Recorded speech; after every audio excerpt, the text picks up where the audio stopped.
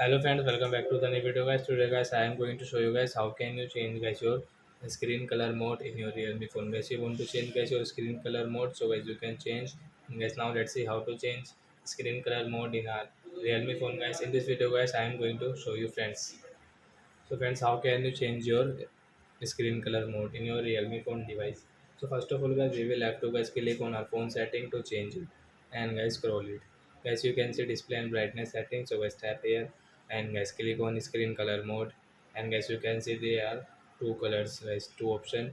So you click on this vivid and guys you can see switch, tap here and guys you can adjust guys your color temperature from here guys, like that guys, warmer, default and cooler.